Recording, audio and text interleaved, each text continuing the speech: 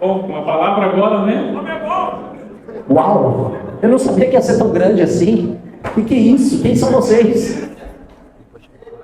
Oi? Eu vou chamar os pré-candidatos. Deixa eu só começar. Uau! Realmente eu estou em choque. Primeira coisa, né? Quando nós montamos o Partido Missão e viemos com as cores, o nome Criciúma apareceu desde o início, porque claramente nós temos o mesmo sistema de cores do time do Criciúma. Então a nossa ligação com vocês é uma ligação quase inquebrável, tá? Prometo que eu vou em Novo Horizonte, cidade do Grande Novo Horizontino, que será adversário de vocês na Série B, para assistir o clássico Criciúma e Novo Horizontino, em que todo mundo vai usar as cores do nosso partido. Será o melhor jogo possível para a gente assistir, tá? É sensacional isso aqui, uma honra, tem gente pra fora, eu realmente não estou acreditando, sabe por quê? Porque disseram pra mim que os dois lugares mais difíceis pra gente rodar ao redor do Brasil seriam Maranhão e Santa Catarina. Maranhão por ser o mais lulista e Santa Catarina por ser o mais bolsonarista. No Maranhão, eu rodei, eventos foram lotados, o evento de São Luís foi gigantesco, e em todos os lugares que eu ia e denunciava os problemas das prefeituras locais, a resposta das pessoas era incrível, muito melhor do que eu jamais imaginei. Eu tô vindo aqui e todo mundo falando, não, Renan, você vai rodar o oeste de Santa Catarina, lá é todo mundo Bolsonaro. Eu não vi ninguém. Eu tô vendo as pessoas procurando soluções para o seu país. E a gente está muito humildemente apresentando essas soluções para onde nós vamos. Eu já tinha reparado uma coisa que é um tanto quanto assustadora, que era o fato de que em Santa Catarina eu sempre apareci muito bem nas pesquisas. Todas as pesquisas na Atlas, eu parecia muito melhor do que eu imaginava em Santa Catarina. Eu falava, deve ter alguma coisa errada. Tem algum erro? São bolsonaristas que me confundiram com o Jair Renan. Deve ser isso. Acho que eles confundiram. Eu falei, vou dar uma olhada em Alagoas se o Renan Calheiros, né? Se eu estou bem lá para ver se me confundiram com o Renan Calheiros. Mas eu vi que não. Aí eu peguei uma pesquisa específica da Atlas em Joinville, onde nós temos o nosso glorioso, nosso super leal vereador Matheus Batista, que é uma sala de palmas para esse cara, tá?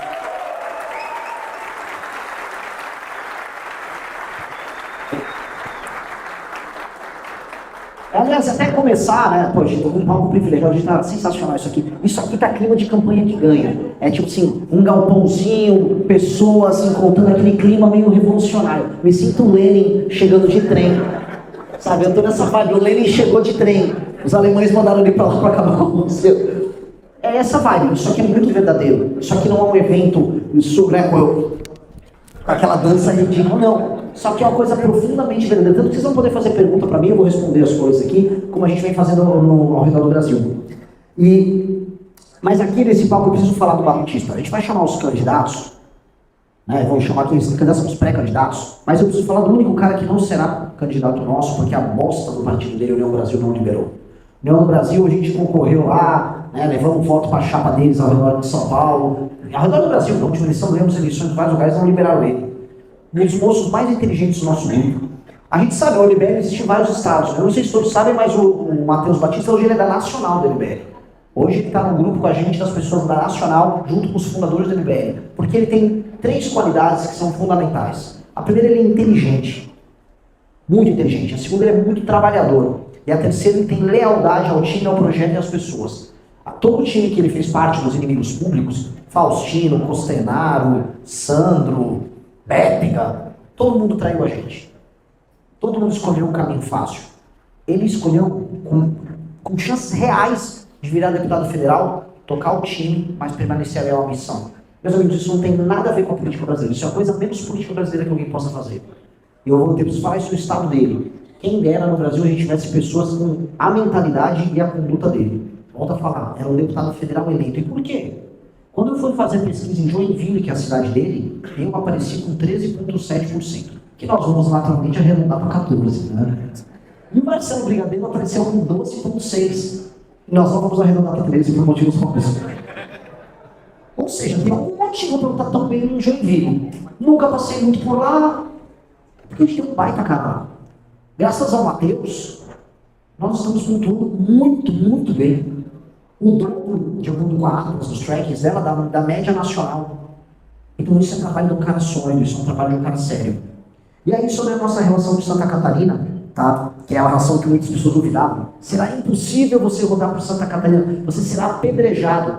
Eu não vi nada disso. E na verdade, Santa Catarina, eu fazer essa viagem após rodar o Maranhão, é a coisa mais poderosa e simbólica daquilo que nós estamos fazendo no Brasil. Porque eu fui no Maranhão com um discurso generoso do Maranhão. Fui entender aquele estado. E hoje as pessoas usam como exemplo de contraste no Brasil Maranhão e Santa Catarina. E vocês são contraste em praticamente tudo. Eu vi dois Brasis muito diferentes. Vi alguns problemas em comum. Estradas. Vi outro problema em comum. Surgimento de Cracolândia. Aliás, é uma coisa engraçada. Graças a Deus, vocês estão tentando me cancelar com a Globo daqui, dizendo que eu sou xenofóbico, porque falei que o Pinheirinho parece um Maranhão.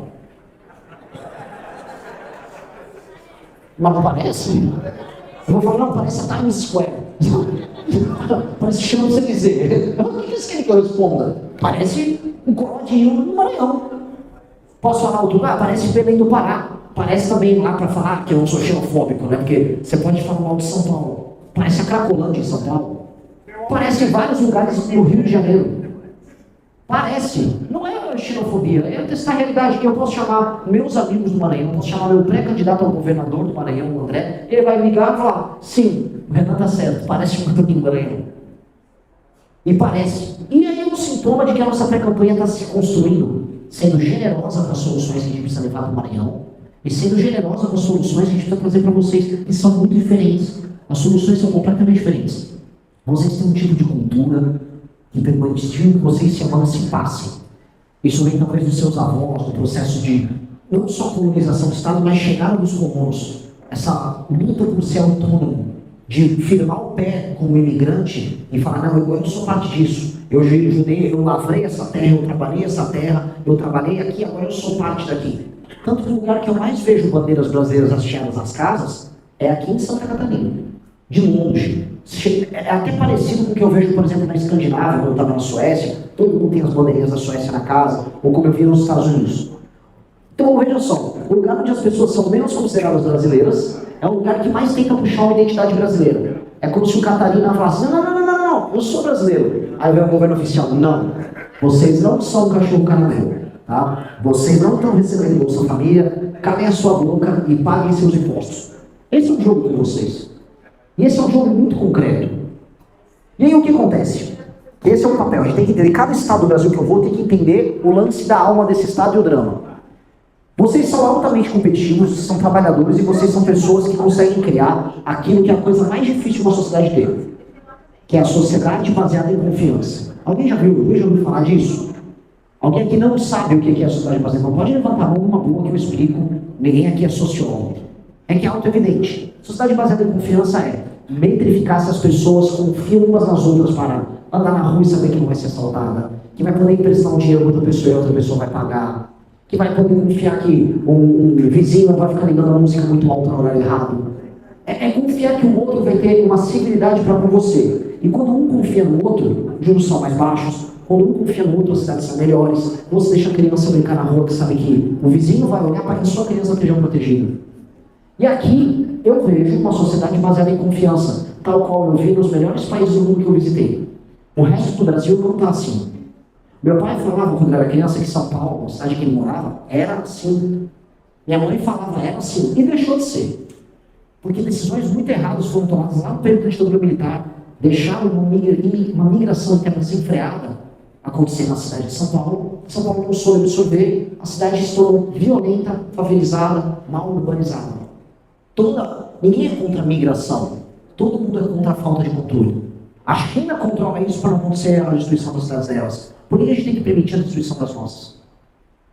Mas eu não vou fazer uma digressão sobre isso. O que eu vou falar é, vocês, como uma sociedade baseada em confiança, criaram um modelo de trabalho e expandiram isso sobre o estado que mais tem isso no Brasil, que são as cooperativas. Tem nada mais baseado em confiança do que você cooperar com outra pessoa. Você que é um produtor agrário, um produtor rural, você não vê seu vizinho como concorrente, mas como um aliado na produção. Para vamos comprar insumos por preços mais baratos. Este tipo de coisa, esse tipo de característica, faz com que viver aqui seja melhor de maneira objetiva do que viver em outros lugares. Vocês entenderam? E eu quero que o Brasil seja mais parecido com Santa Catarina. Eu estou falando isso de todos os lugares que eu estou indo. O Brasil tem que ser mais parecido com o modo de vida de vocês. E existe um pouco disso em outros lugares. Sul de Minas. Sul de Minas tem muito disso. A delícia. clima lá. Parece muito isso. A confiança do pequeno produtor. Tem uma vibe, para falar desses termos, muito parecidas. Muito parecido também com alguns elementos do interior de São Paulo.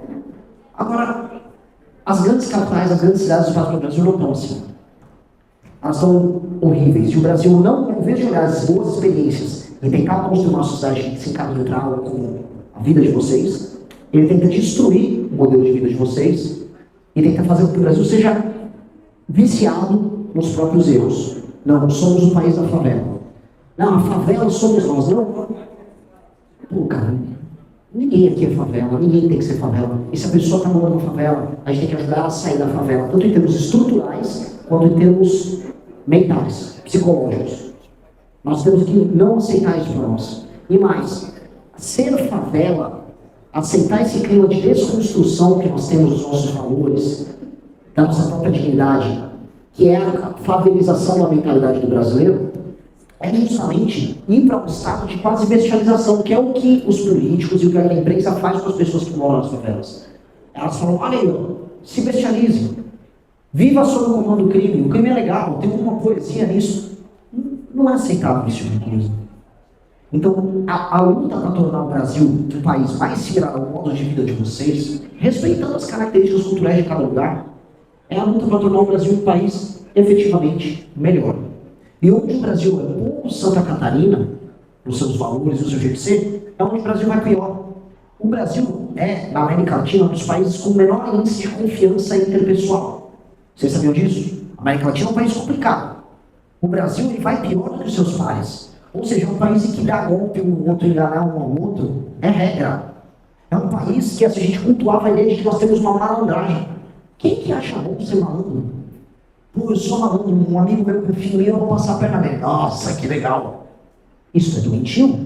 Eu não vou passar a perna no meu amigo, eu não vou passar a perna no meu irmão. Eu não posso ser esse tipo de gente. Mas a gente cultua isso. A gente chama isso de esperteza, de sagacidade. A imprensa, quando o Geraldo Alckmin traiu todos os eleitores dele em São Paulo, ele falou, você é visto Lula, a imprensa falou, brilhante, genial. Genial, ele traiu todo mundo, ele enganou o eleitorado dele que votou nele contra o PT por décadas. Genial, genial, muito sagaz.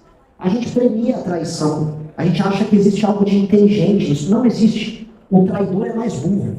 Está provado, inclusive, que sociedades baseadas em confiança são formadas por pessoas mais inteligentes. Existe uma correlação direta entre inteligência e ser mais confiável, ser mais previsível. Então nós só seremos melhores se nós nos tornarmos melhores como seres humanos e construirmos sociedades melhores. É isso que quando vocês falam assim, eu quero preservar a vida que eu tenho em Santa Catarina. É isso que vocês têm que preservar. Essa é a base do que são vocês. Essa é a base do que seus pais e avós ensinaram. E está na hora de ter um projeto de poder no Brasil que tenha isso como regra. Regra. Nós temos que pegar esses comportamentos e transformá-los em regra. E nós vamos fazer as coisas virarem regra, igual aconteceu num lugar chamado Singapura. Alguém já ouviu falar de um homem chamado Lee Kuan Yew? Sim. Opa, não é bom, sabe? Lee Kuan Yew, todo mundo que quer ser político, quer falar, vou mudar meu país, tem que estudar o Lee Kuan Yew. Acham o Buquerque bravo? Lee Kuan Yew é o bravo dos bravos. Ele é o cara que transformou Singapura em Singapura. Ele pegou um vilarejo de pescadores, com vários grupos étnicos em conflito, línguas diferentes, e transformou talvez um dos melhores lugares do mundo para se morar. Riquíssimo, alta tecnologia, independente, índice de educação, segurança lá no alto. E o Lee Kuan Yew sabia uma coisa, eu vou começar com regras muito duras. É um lugar favelizado, tá? Singapura era um favelão, com pescadores, com roubo, com falta de confiança. Ele falou, vou pegar esse lugar, eu vou investir no capital humano, e eu vou ter regras muito duras. Se você jogar um chiclete na rua em Singapura, não sei se ainda é assim, mas no passado você praticamente ia preso. Você tomava multas altíssimas. Ele começou a ser muito duro nas regras para que as pessoas se comportassem direito, para ele estabelecer padrões de comportamento. E aí o que no início era regra, depois virou costume. Do costume virou hábito. Do hábito virou cultura. E da cultura virou até orgulho. E aí algumas pessoas vão falar, mas dá para fazer isso no Brasil? Eu dei esse exemplo no evento que nós fizemos, meu Deus, esqueci, em Lages.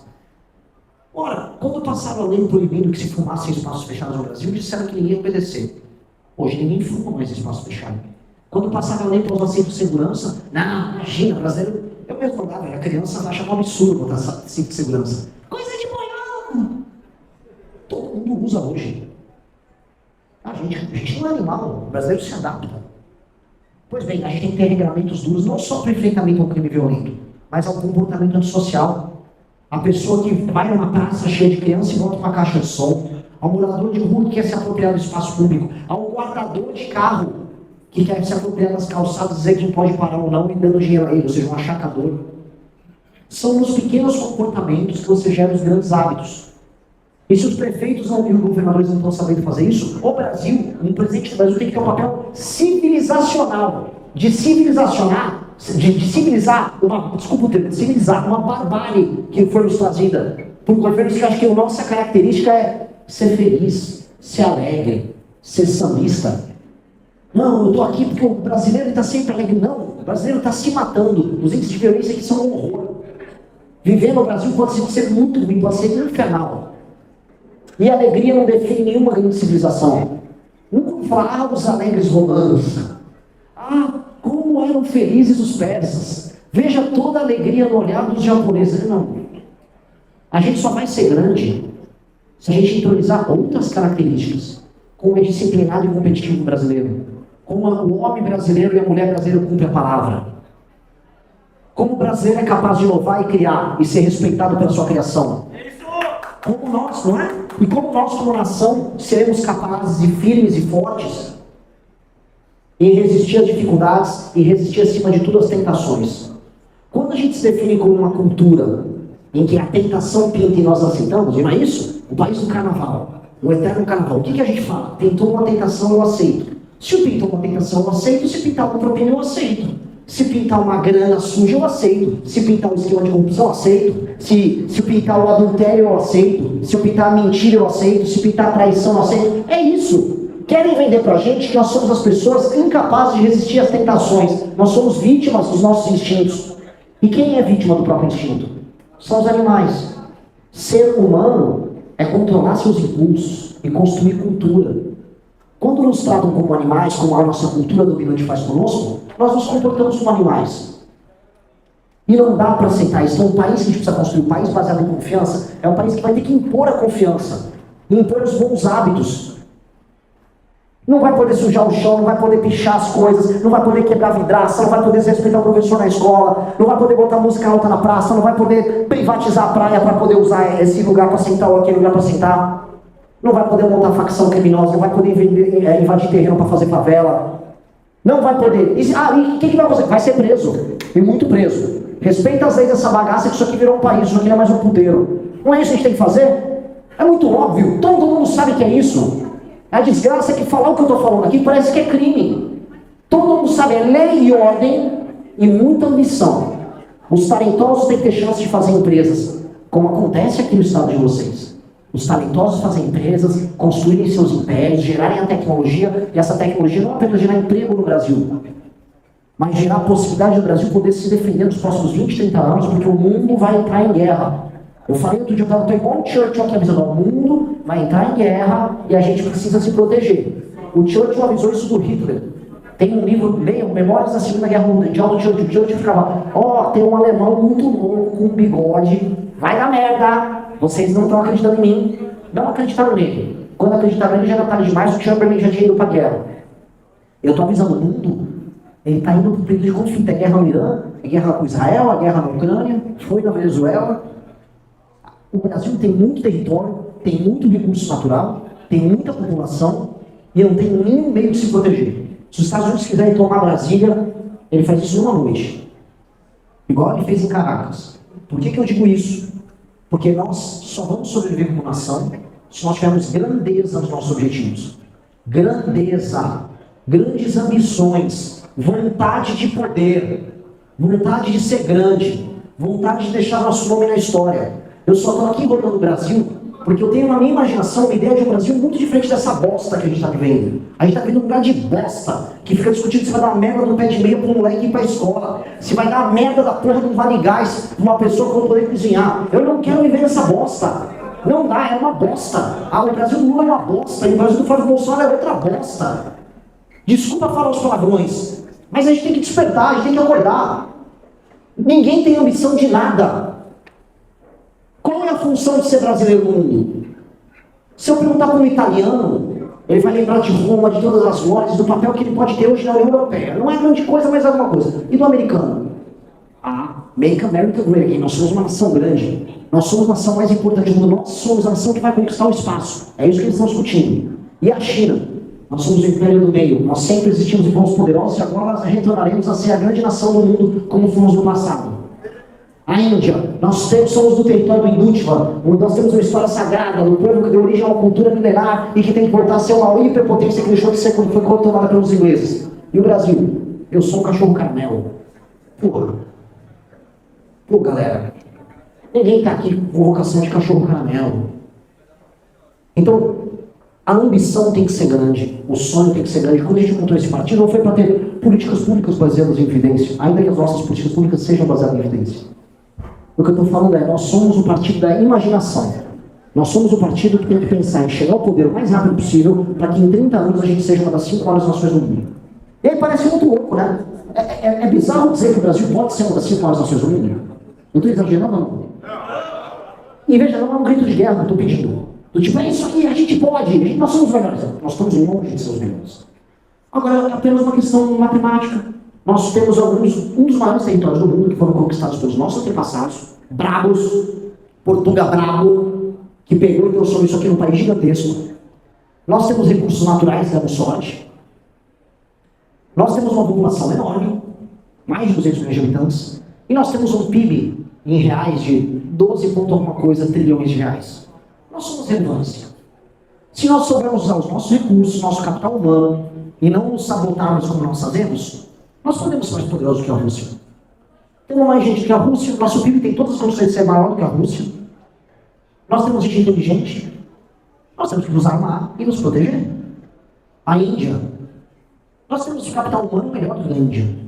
Nós temos mais território e recursos naturais do que a Índia. Nós não temos os problemas sociais milenares da Índia, os caras de castas.